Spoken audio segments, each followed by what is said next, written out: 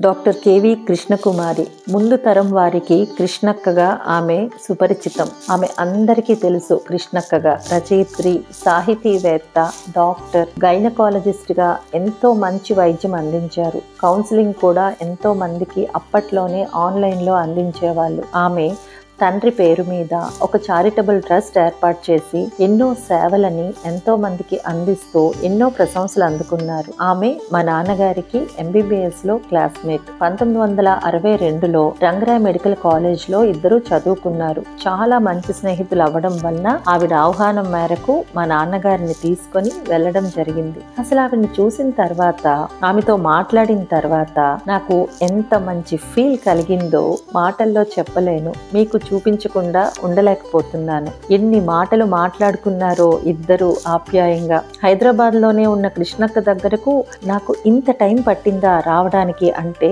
దేనికైనా టైం రావాలేమో. ఆమె వృత్తి మెడికల్ ప్రాక్టీషనర్ అయినా ప్రవృత్తి రచనా వ్యాసంగమే. ఇన్ని అవార్డులో ఇల్లంతా కూడా అవార్డులతో నిండిపోయింది. ఆమె రాసిన భద్రా కళ్యాణం ఎలా రాయగలిగారో కూడా చాలా చక్కగా చెప్పారు. ఆమె తన 10 సంవత్సరాల వయసులో భలే పెళ్లి నాటకంతో తన రచనా వ్యాసంగం ప్రారంభించారు అని చెప్పారు. మానసిక స్థైర్యం కోల్పోయిన వారికి కృష్ణక్క సలహాలు, సూచనలు ఎందరికో ఎంతో మోటివేషన్ అందించేవి. ఆంధ్రభూమిలో కృష్ణక్కగా అందరికీ సుపరిచితురాలు. ఇప్పటి తరం వారు వాళ్ళ అమ్మ, నాన్న, బాబాయ్, పిన్ని, తాతయ్య ఇలా ఎవరిని అడిగినా కృష్ణక్క తెలుసా అంటే తెలుసు అనే టక్కని చెప్తారు. ఆంధ్రభూమితో పాటు కొన్ని వారపత్రికల్లో కూడా ఆమె రాసినటువంటి ఆర్టికల్స్ కావచ్చు, స్టోరీస్ కావచ్చు, నవలలు కావచ్చు వస్తూ ఉండేవి. ఇంకా అసలు ఎన్ని అవార్డ్స్ లెక్క పెట్టడానికి కూడా లేదు. మచ్చుకి కొన్ని మనం తీసుకుంటే 2018లో కళారత్న పురస్కారాన్ని ఏపీ ముఖ్యమంత్రి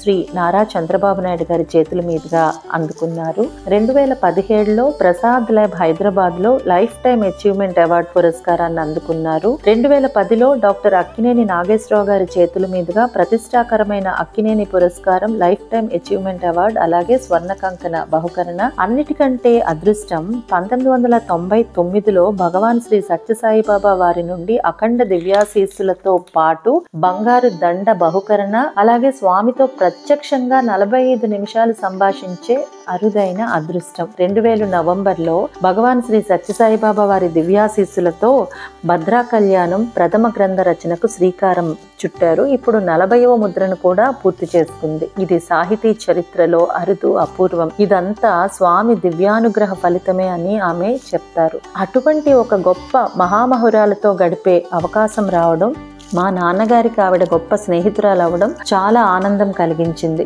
ఆమె రచించిన భద్రా కళ్యాణం అలాగే మరికొన్ని పుస్తకాలను బహుకరించి మా నాన్నగారిని శాలువతో సత్కరించి మా నాన్నగారి పట్ల ఆమెకున్న అభిమానాన్ని చాటుకున్నారు. నాకు కూడా కొన్ని పుస్తకాలని అలాగే దివ్యాశీస్సులని అందించారు. ఎంతో మంది గొప్ప వాళ్ళతో ఆమెకి సన్నిహిత సంబంధాలు ఉండేవి. అక్కినేని నాగేశ్వరరావు గారిని అయితే సొంత అన్నగానే భావించేవాళ్ళు. అలాగే అక్కినేని నాగేశ్వరరావు గారు కూడా ఈమెని సొంత చెల్లెలుగానే భావిస్తూ ఆమెతో గడిపే వాళ్ళని చెప్పారు.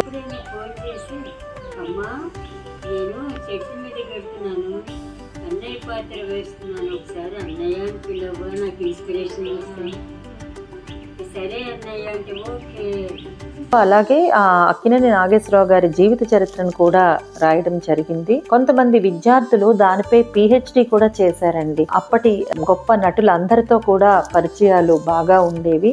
కృష్ణంరాజు గారు, జమున గారు మంచి స్నేహితులు, అంజలీదేవి, ఊర్వశి, శారద వీళ్ళందరూ సిస్టర్స్ లాగానే ఉండేవాళ్ళు నాతో అని చెప్పారు. ఎన్టీ రామారావు గారు కూడా పిలిపించి చక్కగా ఆప్యాయంగా మాట్లాడేవాళ్ళు అని చెప్పారు.